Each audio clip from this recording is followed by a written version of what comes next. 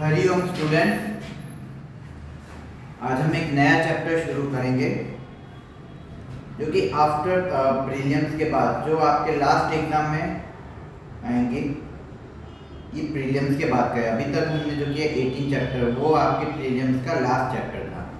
अब हम उसके बाद जो करेंगे वो लास्ट एग्जाम के काम आएंगे और वो चैप्टर है 19 चैप्टर महाकवि कालिदास, जो कि इनके जो लेखक है वो नरपत बारहट जी हड़वेचा है ना। तो पहले हम महाकवि कालिदास, जिन्होंने सुना होगा कि इन्होंने रघुवंश नामक एक महान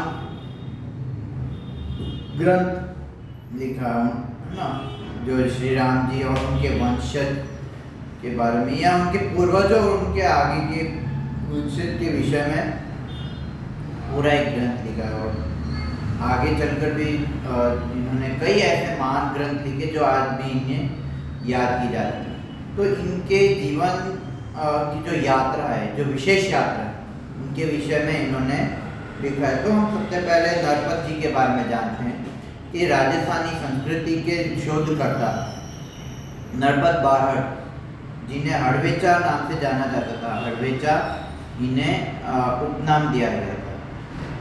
हड़वेचा ने MA B.Ed की उपाधि प्राप्त की है। जयनारायण विश्वविद्यालय जोधपुर से वे संलग्न हैं। उनकी विशेष रुचि काव्य लेखन में है। वे संस्कृति के प्रवाहों को समझने में यत्नशील है। महापुरुषों को नमन करते हुए आपने लिखा है, जिन्होंने देश सेवा की खातिर अपना घर परिवार छोड़कर ऐशो और आराम त्याग कर भूखे प्यासे नंगे पांव रहकर देश को गुलामी की जंजीरों से मुक्त कराने के लिए सर्वस्व कुर्बान किए, वे वंदनीय है। अगर आप गौर से देखें तो क्यों उस समय के महान कवि जो काव्य जो थे, जो कवि थे, लेखक थे, क्यों वो महान कहते थे और आज भी उनको क्यों याद की जाती है आज के मुकाबले? क्योंकि आज के जो कवि या जो भी लेखक होते वो कंट्रोवर्सी ज़्यादा फैलाते। कंट्रोवर्सी किस चीज़ की? देश विरोधी, टुकड़े टुकड़े देश को जाति धर्म में कुछ ना कुछ टिप्पणी करना। तो ये आज एक आम बात हो गई और ये जिससे कि इतना विवादित रहे कि लोगों का ध्यान उस पर रहे, आकर्षण के कारण पर जो लेवल गिरा रहे हैं आज के समय में, वो आज देश को कहीं ना कहीं गलत राह पर ले जा रहे हैं। आज हम ऐसे लोगों को सम्मान के नजरिए से देखते हैं। आज हम ऐसे लोगों को बहुत मन में रखते, दिमाग में रखते या उन लोगों को अपना आदर्श मानते, जो कि वास्तव में ये एक बहुत बड़ा एक प्रकार का गुनाह के समान है। तो इसलिए इन्होंने कहा ये उन लोगों को इसलिए वंदन करते थे कि उस समय के जो महान क्रांतिकारी थे, उस समय के लोग जो देश के लिए जो पूरा सुख समृद्ध, जो सुख ऐश्वर्य और वैभव सब त्याग करके आगे बढ़े। तो ऐसे लोगों को वो इसलिए वंदन करते कि वो वास्तव में वो अपनी भूमि की रक्षा करने के लिए जी और दिलो जान से कर्म करते थे। उस समय वास्तविक तौर पर केवल गीत गाकर ही आप देशभक्ति नहीं कर सकते। इस देश की भूमि की रक्षा के लिए आपको जो भी मौका मिले आप वो करें ना। नहीं तो आज के समय में हम देश के बारे में कम और हम केवल अपने बारे में सोचते, वे कि मुझे क्या मिलेगा, वे कि आप देश के लिए क्या करें, वो सबसे अधिक आवश्यक है। इसलिए उस समय के लोग इतने मजबूत होते थे। इसलिए उस समय देश में बड़े विचार लोगों को आज भी हम सम्मान की नजरिए से देखते हैं। नहीं तो आज के समय ऐसा है कि हम अपने फायदे के लिए हम देश को भी बेचने के लिए भी तैयार होते या देश की भूमि को बेचने के लिए भी तैयार होते हैं। हम भूमि की रक्षा नहीं करते तो हम अपनों की कहाँ से रक्षा करेंगे? इसलिए उस समय के लोग ज़्यादा सम्मान नहीं होते थे। आज के समय में सिर्फ सो कॉल्ड सम्मान देते हैं, है ना। लेकिन फिर भी जब उन्हीं लोगों का अपमान के नजरिए से देखते हैं, वो विश्वास के योग्य नहीं होते।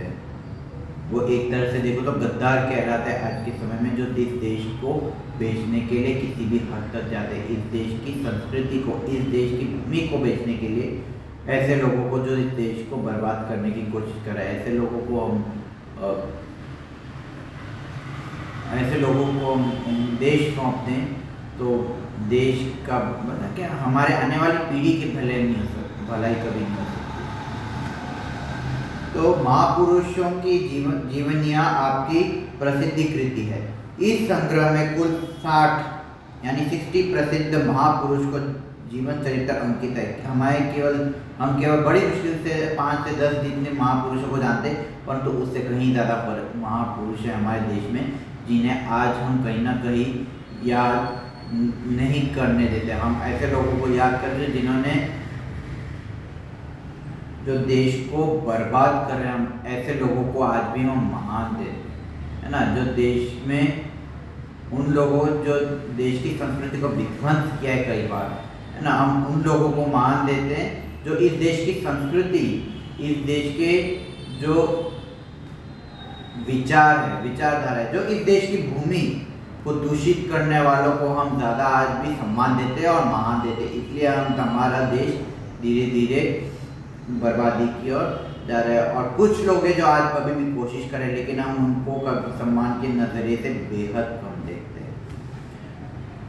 तो महापुरुषों की जीवनियाँ आपकी प्रसिद्धि रही। इस संग्रह में कुल 60 प्रसिद्ध महापुरुषों के जीवन चरित्र अंकित है। प्रस्तुत जीवनी महाकवि कालिदास में कालिदास के जन्म और परिचय का एवं उनकी प्रसिद्धि साहित्यिक रचनाओं का विवरण है। इस कृति से यह संदेश मिलता है कि किसी बच्चे को बुद्धू मानना नहीं चाहिए, क्योंकि वह मौका मिलते ही हीरे की तरह चमक सकता है। ने एक मुहावरा सुना होगा, कभी माफी चाहता हूँ, कहावत सुना होगा कि अल्लाह मेहरबान तो गधा पहलवान, है ना। भगवान अगर मेहरबान हो जाए तो जो गधा यानी कि जो ना समझ इंसान भी है वो भी, या दुर्बल इंसान भी है, वो कब शक्तिशाली हो जाता है पता भी नहीं चलता, है ना। तो ऐसे लोगों को मूर्ख या फिर कुछ तुच्छ समझ के, या बच्चे हो या कोई भी इंसान हो, मूर्ख या तुच्छ समझने से पहले एक बार गौर करना, है ना, कि कभी भी ऐसे लोगों को कभी इंसल्ट या मजाक नहीं उड़ा जाता, नहीं तो आगे चलकर परेशानी आप ही की ज़्यादा बढ़े, है ना। आप ही की वैल्यू आने वाले टाइम में घट सकती है। कभी उसने कभी ऐसा कार्य किया कि जिससे वो अपने उनका अस्तित्व चमक जाए और उसके चक्कर में आपका अस्तित्व कम हो जाए या मिट जाए, इसलिए इस बात का ध्यान रखें, ठीक है। तो कालिदास, तो अब हम शुरू करते हैं। कालिदास जी को हम मातृ संस्कृत के महाकवि के रूप में जानते हैं। स्वयं महाकवि कालिदास ने अपने विषय में कुछ नहीं लिखा है। हर्षचरित्र के शुरू में कवि बाण ने कालिदास का उल्लेख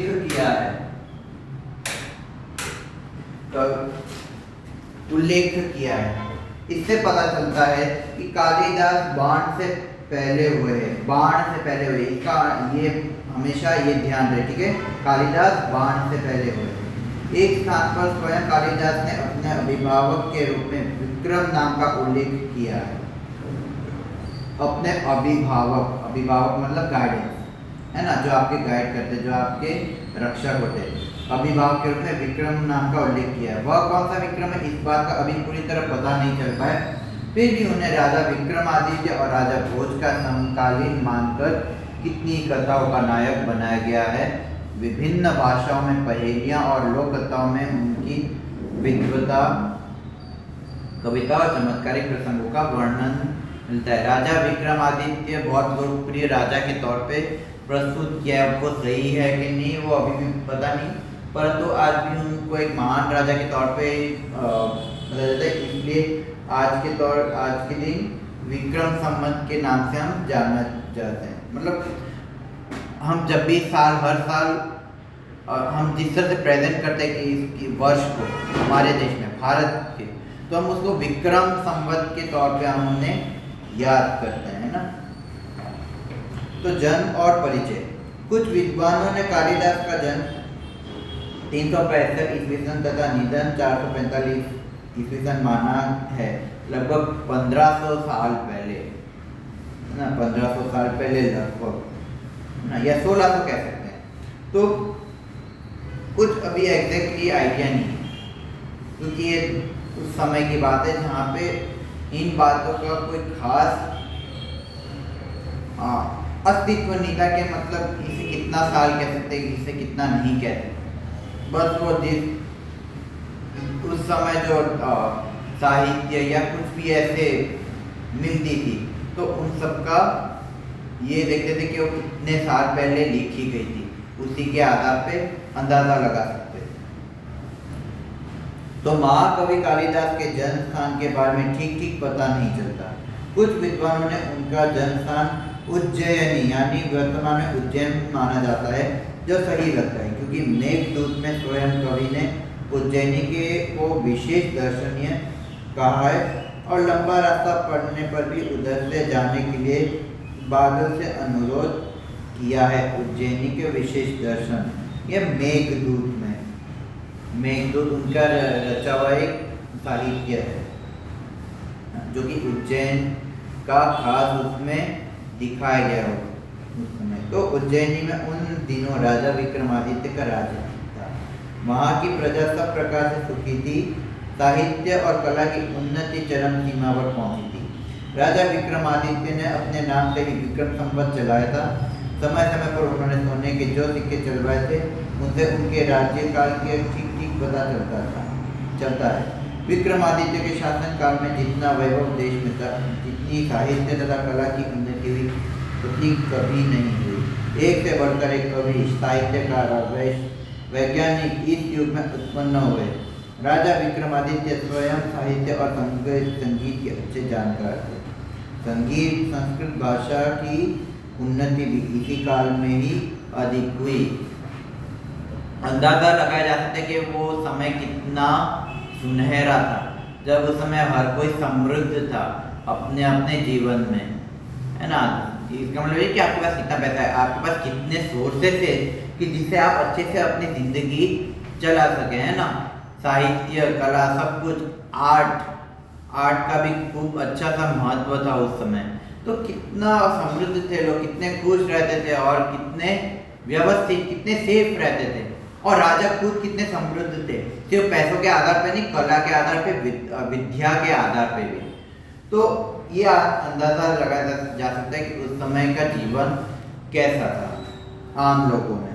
तो अपने पूर्व जीवन में बुद्धू माने जाने वाले कालिदास विक्रमादित्य के दरबारी कवि में सर्वश्रेष्ठ थे। कालिदास के अतिरिक्त 8 और कवि भी दरबार में थे, जो नवरत्न कहलाते थे। नवरत्न मतलब 8 ऐसे रत्न जो रत्न समान मनुष्य, है ना, जो रत्न समान मनुष्य जो उस दरबार की शोभा बढ़ाए, है ना। नवरत्न जो, है ना, जो रत्नों के हार अगर आप पहने तो आपकी कितनी शोभा बढ़ती, बिल्कुल वैसे ही ये नवरत्न थे पूर्व मनुष्य के तौर पे। तो कालिदास के विषय में कहा जाता है कि वे युवावस्था तक निरक्षर थे, जिस डाल पर बैठते उससे ही काटते थे। निरक्षर होने पर भी वह इतने विद्वान और महाकवि किस तरह बन गए, इसकी भी एक बड़े विचित्र और रोचक कहानी है।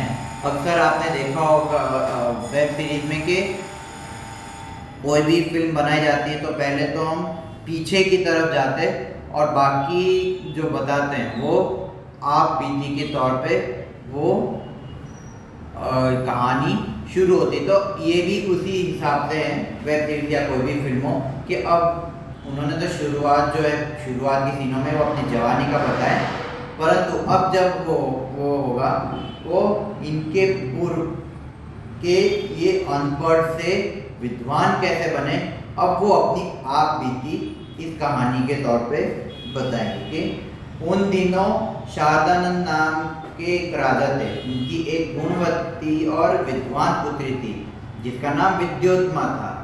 वह बहुत सुंदर और रूपवती भी थी। उसके रूप, गुण और ज्ञान की प्रशंसा दूर दूर के देशों तक फैली हुई थी। विद्योत्तमा को अपने रूप, गुण और ज्ञान का बड़ा घमंड था।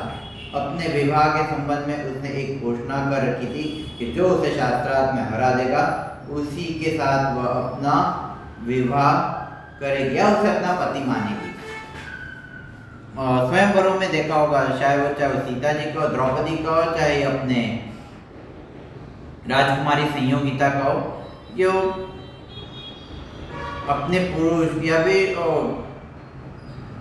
ऐसे वो खुद पीक नहीं करते, वो ये देखते थे कि उनकी प्रतिभा, कला या फिर कितने बड़े शक्तिशाली का प्रमाण देखते थे, है ना।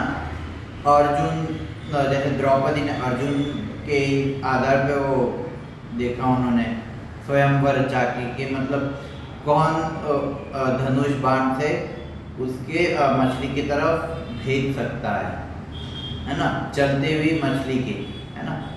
एक वो फिर सीता जी का स्वयंवर हुआ, है ना। तो ऐसे ऐसे कई न जाने कई तरीके से स्वयंवर होता रहा, ये देखने के लिए कि कितना योग्य है उस स्त्री के लिए, इतनी विशेष स्त्री उस समय, खास करके राजाओं के पुत्र। और इनके पास रूप, गुण, ज्ञान सब कुछ था इनके पास। इतना घमंड था कि ये सोच सके, ये चेक करना चाहती थी कि उनसे ज़्यादा विद्वान कौन है, और अगर कोई है तो मैं उससे विवाह करेगी, है ना। तो क्या ये जान सके कि वो उसके योग्य वर है, इस तरह का स्वयंवर। तो उसकी इस घोषणा की जानकारी जैसे जैसे पास पड़ोस के देशों तक पहुंचती गई, वहाँ के विद्वान तथा पंडित विद्योत्तमा से शास्त्रार्थ करने के लिए आने लगे। लेकिन विद्वान या पंडितों को बड़ी ग्लानि का अनुभव हो रहा था और वे इसका बदला लेने का उपाय सोचने लगे थे, है ना। कई बार अपमान किया होगा या फिर घमंड होता था तो एटीट्यूड दिखाना, लड़कियों में हो इस तरह का एटीट्यूड कहीं ना कहीं आज भी होता है, परंतु इस तरह का एटीट्यूड विद्वानों और पंडितों को अच्छा नहीं लगा। तब उनको लगा कि इस लड़की का या ये जो राजकुमारी, उसके पास जो घमंड है उसको तोड़ने के लिए एक उपाय करना पड़ेगा। क्या वो चाहते थे कि एक विद्वान से नहीं, एक मूर्ख से शादी हो, है ना। तो क्या उसकी वैल्यू किस हद तक वो अपने वो टूटेगी, अपने घमंड को टूटेगी, वो उसका प्लान करते रहे। तो विद्वान और पंडित ने मिलकर तय किया कि विद्वान का विवाह किसी मूर्ख से करवा दिया जाए तो उसका घमंड टूट जाएगा और वे अपने अपमान का बदला भी ले सकेंगे। अतः अब वे ऐसे एक मूर्ख की तलाश में रहने लगे। संयोग से उन्हें एक दिन ऐसा ही मूर्ख युवक मिला। कालिदास जी की बात हो रही इसमें। वह पेड़ जिस डाल पर बैठा था उसे ही काट रहा था, मतलब जिस डाल पे बैठा था उसे ही काट रहा था, है ना। डाल पे किसी शाखा में बैठ रहा तो उसे काट कर वो खुद गिर जाता था, है ना। तो पंडितों तो इस तरह की मूर्खता थी उन्हें, कह सकते हैं मूर्खता, कि मतलब जिस डाल पे बैठे उसी को आप काट के आप खुद गिर रहे हो, है ना। तो उससे बड़ी मूर्खता क्या कह सकते, लेकिन चलता रहा। तो पंडितों तथा विद्वानों को लगा कि उससे बड़ा मूर्ख और कौन होगा, इसलिए पंडितों ने उसे पेड़ से नीचे उतारा और समझा बुझाकर एक सुंदर राजकुमारी से उसका विवाह करा देने की बात कहकर तथा लालच देकर अपने साथ चलने को राजी किया। पंडितों ने उसे मूर्ख युवक को यह बात अच्छी तरह समझा दी कि वहाँ कुछ नहीं बोलेगा और दुर्गा बना रहेगा, नहीं तो उसका विवाह नहीं होगा। वह मूर्ख युवक बड़ा खुश हुआ। उसने पंडितों की बात मान ली और उनके द्वारा दिए गए अच्छे अच्छे कपड़े पहन लिए। पंडित उसे विद्युत्मा के पास शास्त्रार्थ के लिए ले गए। अब देखिए यह शादी के तरीके जो आज के समय भी देखने को मिलता है ना, पर इसका काफ़ी अलग है। पर आज के समय देखो तो शादी करने के लिए खास करके बड़े लड़कियों को या फिर ऐसे लड़कियों को जो समृद्ध हो, उनको अपने जाल में फंसा कर न जाने कितने न जाने घर ने ऐसी लड़कियों की ज़िंदगी बर्बाद की है ना। वो भौतिक सुख के कारण, है ना, भौतिक सुख के कारण या शादी हो जाए, बस मैरिज मटेरियल हो जाए, इस चक्कर में ना जाने कितने कितनों की शादी खत्म, मतलब बर्बादी की ओर लेके गए, या कि कितनों के घरों को। तो इस तरह के जो लालच के आधार पे जो कई बार जो रिश्ते बनाते वो वास्तव में नहीं टिकते। क्यों? क्योंकि उसमें आत्मीयता नहीं होती। लालच मतलब एक तरह की हिंसा को जन्म देती है ना। तो और ऐसे रिश्तों में कभी भी आत्मीयता नहीं होती, इसलिए आजकल तलाक ज़्यादा देखने को मिलता है, चाहे पुरुष चाहे लड़की की तरफ से हो, लड़के की तरफ से, या दोनों की तरफ से हो। तो इस बात का ध्यान अवश्य रखें कि लालच के आधार पे कभी भी रिश्ते नहीं बनाए ना। ये भी देखते कि सामने वाला कितना कमाता है, सामने वाला कितना, चलो कमाई जरूरी है, लेकिन चरित्र कैसा, चरित्र पे कोई खास ध्यान नहीं देता। हम आज के समय में चरित्र बहुत कम लोग देखते हैं, तो चरित्र पे खास ध्यान देना जरूरी है ना। तो राजकुमारी विद्युतमान को उस मूर्ख युवक का परिचय देते हुए पंडितों ने बताया कि ये हमारे गुरु है और बहुत बड़े विद्वान हैं, शास्त्रों के जानकार हैं, आपके साथ शास्त्रार्थ करने यहाँ आए हैं, लेकिन उन दिनों मौन व्रत चलने के कारण ये संकेत से ही शास्त्रार्थ करेंगे। मतलब मौन धारण करके वो शास्त्रार्थ करने के लिए उन्हें आमंत्रण किया या उन्हें प्रस्ताव किए, है ना। वो सिर्फ इशारा करेंगे और उसके जो मीनिंग है वो ये पंडित सारे कहेंगे, ठीक है। तो विद्योत्मा पंडितों की यह अच्छी परिभाषा नहीं समझ सकी और शास्त्रार्थ के लिए तैयार हो गए। उसने युवक को एक उंगली दिखाई जिसका भाव था कि ईश्वर एक है, ठीक है। अब इस तरह का एक इशारा करें तो कालिदास जी इतने मूर्ख थे कि वो उंगली का इशारा उन्हें नकारात्मक नजरिए से लगा। क्या कि विद्युतमा के उस मूर्ख युवक ने समझा कि यह मेरी एक आंख फोड़ डालना चाहती है ना। उसने दो उंगलियां दिखाते हुए उसकी दोनों आंखें फोड़ डालने के संकेत दिए। नकारात्मक के सामने उसने नकारात्मक किया, है ना।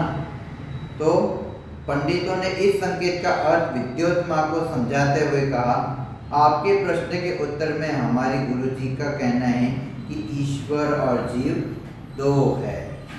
उसने सिर्फ ईश्वर को एक कहा, है ना। लेकिन यहाँ पे वो कहते हैं ना, मग्नु नाम मरी पाड़ी नाखी, गुजराती में के मग्नु नाम मरी पाड़ी नाखी, है ना। ये है कुछ और, कहना कुछ और चाह रहे, लेकिन ये कुछ और प्रस्तुत किया है ना। तो ये है, थोड़ा फनी लग रहा है ये भी, क्योंकि हम अक्सर टीवी में या कहीं पे भी देखे हैं कि इस तरह के कारनामे कुछ लोग करते रहते हैं। मतलब अपना एजेंडा, अपने एजेंडे को बढ़ावा देने के चक्कर में, है ना। तो इस बार राजकुमारी विद्युतमा ने 5 उंगलियां दिखाकर 5 तत्वों का संकेत किया। उस मूर्ख ने समझा कि वह मेरे मुंह पर तमाचा मारने का संकेत कर रही है। उसने मुट्ठी बांधकर तमाचे का जवाब गुस्से से देने का संकेत किया। फिर वही नकारात्मक। तो पंडितों ने इस बार भी विद्युतमा को इस संकेत का अर्थ बताते हुए कहा, आपने 5 उंगलियों से 5 तत्वों का संकेत किया था, लेकिन हमारे गुरु जी का कहना है कि 5 तत्वों के मिलने से ही सृष्टि का निर्माण होता है, अलग अलग रहने में नहीं, है ना। भ्रमित किया ना, वो खुद भी भ्रमित होता रहा, लेकिन पंडितों ने लड़की को भ्रमित किया, इसको भी कहीं कहीं किया, है ना, ताकि उस लड़की को, उसके घमंड राजकुमारी को सबक सिखा सके, है ना। तो 5 तत्व, तो इसी तरह से उसने 5 ये दिखाया, वो दिखाते हैं कि 5 तत्व है, लेकिन वो समझा कि वो मारेगा चाटा, वो चाटा मारेगी, तो वो ये दिखाया, उसका जवाब है ना। ये थोड़ा फनी लगता है, अगर आप इसका एक्टिंग करेंगे तो आपको आइडिया हो जाएगा कि कितना फनी ये कहानी है इसकी कबीरदास जी के बारे में। कितना सच्चाई है हम भी नहीं जानते, पर हाँ तर्क के आधार पे देखो तो काफी इंटरेस्टिंग है। इस तरह उपरोक्त शास्त्र में विद्योत्मा ने उस मूर्ख युवक से अपनी हार मान ली और दोनों का विवाह धूमधाम से पंडितों ने करवा दिया। एक दिन की बात है, एक ऊंट की बोली देख सुनकर वह मूर्ख युवक अपना मौन व्रत भूलकर यकायक बोला, बोल बेटा उठ उठ। उसको बोलते सुनकर विद्योत्मा चौंक उठी। एक टाइम आता है कि आपको पूरी सच्चाई पता चल जाती है ना, कि असली चरित्र क्या है किसी मनुष्य का। एक दो दिन साथ में रहो तो आइडिया हो जाता है। एक दो दिन क्या, कई लोगों को एक हफ्ते पता चलता है, एक महीने पता चलता है। तो असली चरित्र क्या होता है जब आप उसके बहुत करीबी में जाते हैं, है ना। पर ये तो क्या सिर्फ जुबानी बात है।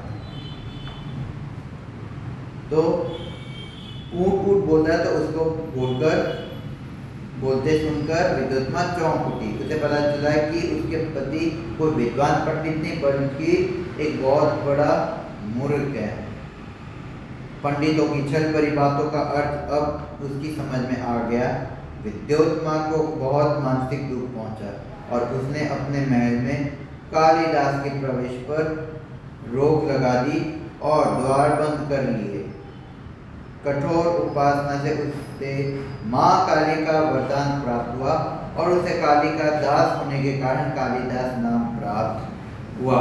इतना आगाध है कि उसको रियलाइज हुआ कि वास्तव में विद्वान किस तरह से हुआ जाता है। तो इसके लिए विद्वान होने के लिए और विद्या प्राप्त करने के लिए उन्होंने कठोर तपस्या की, है ना। कठोर तपस्या प्राप्त करके उन्होंने माँ काली से वरदान प्राप्त किए, इसलिए उनको कालिदास जी के नाम से जाना गया। तो शीघ्र ही कालिदास सारी विधाओं को सीखकर प्रवीण हो गए, यानी विद्वान हो गए। राजनीति, धर्मशास्त्र और साहित्य का अच्छा ज्ञान प्राप्त कर वह फिर से विद्योत्मा के पास लौटे। द्वार तब भी बंद था। कवि ने अपने विद्वान होने के प्रमाण स्वरूप संस्कृत में द्वार खोलने के लिए विद्योत्मा से प्रार्थना की, अनावृत कपाट द्वार देही, ना द्वार खोलिए देवी, द्वार खोल दीजिए, है ना, उनसे कह रहे हैं। ठीक है, अब वो पहले जैसे कालिदास नहीं रहे, उनमें परिवर्तन आया, चेंज आया, उनकी पर्सनैलिटी में निखार आया विद्या प्राप्त करके। और उन्होंने संस्कृत में ये सेंटेंस बोलने के द्वारा उन्होंने प्रकाश किया। अंदर से पत्नी विद्योत्मा ने पूछा, अस्ति कश्चित् वाग् विशेषः। इस पर महाकवि कालिदास ने क्रमशः कुमार संभव, विद्युत और रघुवंश की रचना विद्योत्मा को सुनाई। सब कुछ सुना दिया उन्होंने, हर जितने भी शास्त्र है। तो विद्योत्मा को जब उनके पंडित होने का विश्वास हो गया तो उसने द्वार खोलकर महाकवि का स्वागत किया। इस तरह से विद्योत्मा जो है वो इनसे इम्प्रेस होकर इनका स्वागत किया और इनको अपना पति के तौर पे स्वीकार कर दिया। ठीक है, चलो नेक्स्ट के लिए 5 मिनट ब्रेक लेते हैं।